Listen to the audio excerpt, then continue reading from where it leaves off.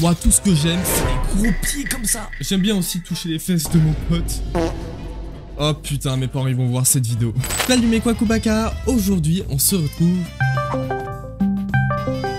Il me veut quoi lui? Oh le V! Oh le S Est-ce que je peux raconter une petite anecdote moi aussi? Non, ta gueule. J'espère que vous...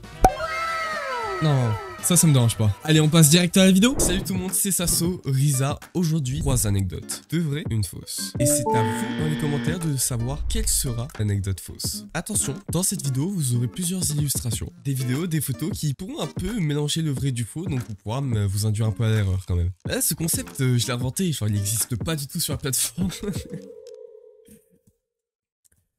Et merde.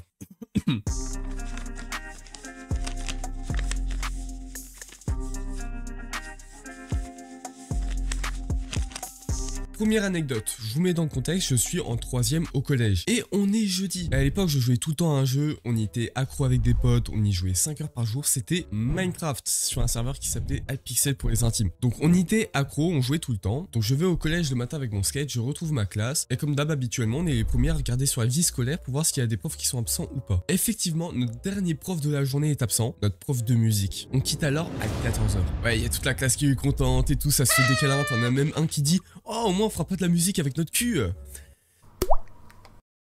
Ouais, bon, la journée elle passe, on va en cours, on va en récré, on mange à la cantine.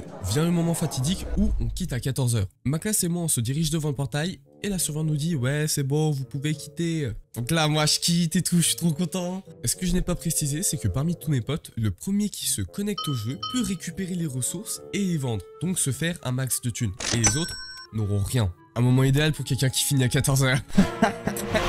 Donc je sors du collège tout content, sauf que pour aller et partir dans mon établissement, tu peux prendre plusieurs routes, rues ou ruelles pour y arriver. Moi je prends le même que d'habitude, donc je sors du collège, je prends une petite ruelle qui me ramène vers une autre ruelle où là les voitures peuvent passer. Et en sortant de cette ruelle, je peux directement aller au point central pour retrouver la route. Et du coup je prends le même chemin que d'habitude avec mon skate, je traverse la petite ruelle, je me dépêche pas spécialement je t'avoue, pour entrer, mais je fais quand même moins attention que d'habitude. Je m'enfonce dans la ruelle qui mène à l'autre ruelle. Du coup, je continue sur mon skate, je regarde à gauche, rien. À droite, je vois un camion bien stationné, je me dis, ah Soul, on peut passer. Donc je continue. Et là, je vois quoi? À ma droite, une voiture qui arrive droit sur moi et le conducteur est en train de parler à son pote. Donc il peut pas me voir, le conducteur. Et moi, je suis là, sur mon skate. Oh, je t'ai pas raconté, Jackie. Eh, ma femme elle a accouché. Oh, mince. On a tapé un gibier, je crois. La voiture elle me fonce dedans alors que j'étais en skate et moi je pense que j'aurais pu m'arrêter. Mais c'est tellement allé vite que mon cerveau m'a dit moi, Nick, toi qui t'arrêtes, moi je continue. Voilà, faut se faire imposer les ordres de la loi. Impossible de stopper l'avancée du skate, mes jambes elles sont bloquées. Et donc moi je continue comme ça, la voiture elle continue comme ça. On pouvait pas échapper à la collision hein. Bon la voiture elle me percute, les jambes, bam, tête sur le capot, bam. Et je tombe par terre comme une vieille merde. Je bug, je pense que je reste au moins 1-2 secondes par terre. Pendant ce temps, j'avais des amis qui étaient à l'autre bout de la ruelle et qui ont vu l'accident. D'ailleurs, big up à vous les gars, vous êtes des vrais potes. Bon, ils courent vers moi, ils m'aident à relever, moi je suis... Et au lieu de me dire que je vais bien, est-ce que je suis encore conscient, est-ce que j'ai mal quelque part, je me dis, ah, je vais être en retard, il faut que je joue. Gros, je reprends mon skate qui était en dessous de la roue de la voiture, je me barre. Tout ce que j'avais envie, moi, c'était de jouer, de récupérer. Et pile le jour où je quitte avant quasiment tous mes potes, je me tape une voiture. Du coup, je dis au conducteur, ouais, excusez-moi, je dois jouer. Lui, il me dit, t'es sûr, ça va et tout. Moi, je suis là en mode, ouais, mais vas-y, salut. Ah, la scène, elle s'est vraiment passée comme ça. Bon, ni une ni deux, je commence à partir, sauf que mes potes commencent à m'arrêter et me disent, bah attends, mec, on prend quand même les infos du conducteur pour voir s'il y a un problème et tout. Parce que c'était couvert de bleu. Bleu ici, bleu sur les bras, bleu sur les jambes. Du coup, on récupère son numéro, son adresse, plein d'informations. Et là, ça part en réseaux sociaux de fou. Sa mère appelle ma mère appelle ma grand-mère, et ma grand-mère débarque à la maison. Donc, je me retrouve en train de jouer sur mon ordi et récupérer les ressources, avec ma grand-mère à côté, puis des bleus partout. Pour finir l'anecdote, on est allé à l'hôpital, on n'a eu rien à part des hématomes et des bleus. On m'a surveillé la nuit pour voir que j'allais bien quand même. Et on a fait marcher l'assurance parce que mon skate et mon téléphone étaient morts.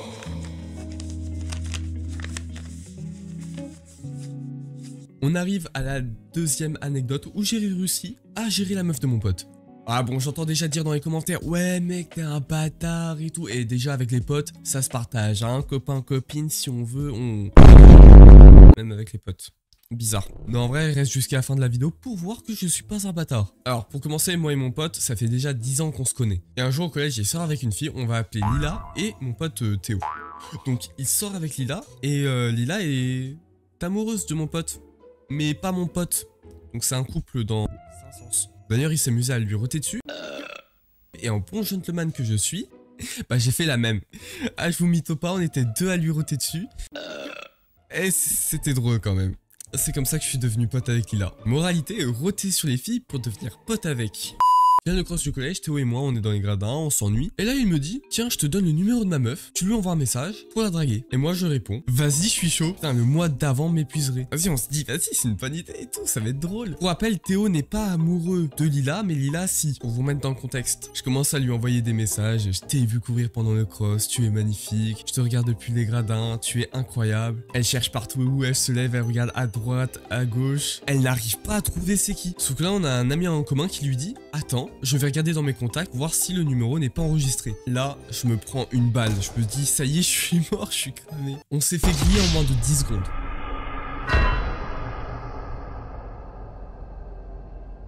La fille a commencé à pleurer, elle quitte Théo. Au bout de 3 jours de relation, là, Théo, t'as fait fort. Je m'excuse quand même pour elle, je me sentais mal. Et mon pote, lui, s'en bat les couilles. Du coup, je deviens un peu plus proche avec Lila. Et au fil des jours, on devient vraiment proche. Même amis, meilleurs potes, et on parle tout le temps. On se fait des câlins d'amitié le matin, le soir. Ah, bizarre de faire des câlins d'amitié. Qui fait ça? Et au bout d'un moment, je commence à avoir des sentiments. Bah oui, je sentais ses arguments contre moi. Comment tu voulais pas que j'ai des sentiments? Et on s'est mis ensemble au bout de 3 à 4 mois d'amitié. Donc moralité de l'histoire, rotez sur les filles et envoyez des messages en secret et vous aurez une petite copine. Voilà. Non, je rigole, respectez les femmes, ça ne se fait pas et j'insulterai le mois d'enfant. On est en 2020, je suis encore au collège en 3ème. Le Covid approche mais toujours pas en confinement, donc ça va. On est en avril, du coup les cours de 3ème c'est assez lassant, on sait même pas si on va passer le brevet ou pas. Tu es proche de la fin, t'as passé 4 ans dans l'établissement, t'as juste envie de te barrer. Et en classe on avait un élève perturbateur qu'on va appeler Thomas.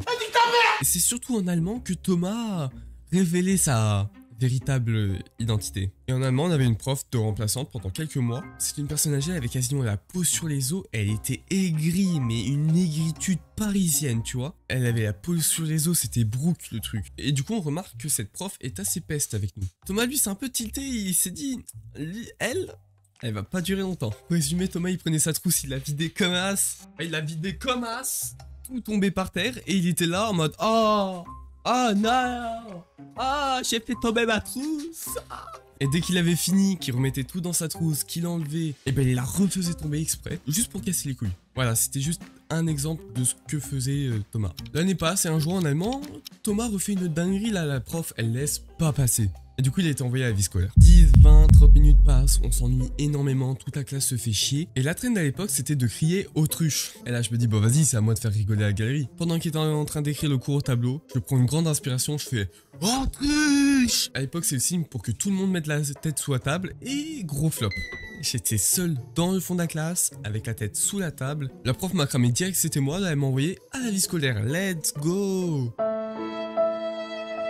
Je prends mes affaires, j'ai un peu le seum, mais en vrai je suis content parce que j'ai diverti la classe. Le délégué m'accompagne, je descends les étages du bâtiment. Je me fais donc convoquer chez ACPE et je toque. J'entre et je vois qui? Je vois l'ACPE, mais surtout Thomas, avec un petit sourire au coin de la joue. Là je me dis, ok, le connaissant, il a chauffé la CPE, je suis un homme mort. Là la CPE elle me regarde, elle me demande d'expliquer la situation, moi j'explique, tu vois. Et je vois Thomas, il commence à sourire, je le regarde, il regarde, on se regarde. Je repense à ce qu'il a fait et lui s'imagine ce que j'ai fait et là on éclate de rire, on fou rire en plein chez la CPE, on est mort de rire. La CPE là elle s'énerve, elle dit ouais calmez-vous et tout.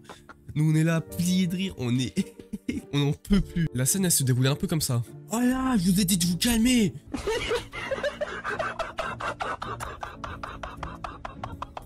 Ah bah c'est comme ça, 2 heures de colle. Et je préviens vos parents. Tenez, faites signer ça pour demain. Bande de cons. Ah bah là, c'était plus trop drôle. Du coup, on a arrêté de rire, on est parti avec le seum. Et c'est la fin des 3 anecdotes. J'espère que cette vidéo vous a plu. Un peu différente de ce que je fais d'habitude. Mais je voulais essayer, tu vois. Ça m'a plu, en vrai, de tourner et de l'écrire. Et je me suis légèrement inspiré du concept de Mastu. Avant de vous dévoiler l'anecdote fausse, n'hésitez pas à vous abonner et à liker cette vidéo. Ça me ferait un grand plaisir. Objectif, vous faire rire divertir. Alors, prenez votre ticket pour le prime. Pour l'anecdote, parmi ces trois-là, qui est fausse, la voiture, la meuf de mon pote, ou le fou rire, l'anecdote qui est fausse, et le fou rire. Et ouais, je suis désolé, tout était faux, enfin presque. Le seul truc qui était vrai, c'est qu'on a bien eu une prof bien chelou. On a eu un élève perturbateur qui a fait aussi ces conneries-là. Mais par contre, moi j'ai rien fait. Pas de débordement, à part beaucoup parler. Mais rien d'irrespectueux envers un professeur. Merci beaucoup d'avoir regardé la vidéo, c'était un plaisir de l'écrire et tourner. En tout cas, n'hésitez pas à vous abonner et à regarder nous avancer.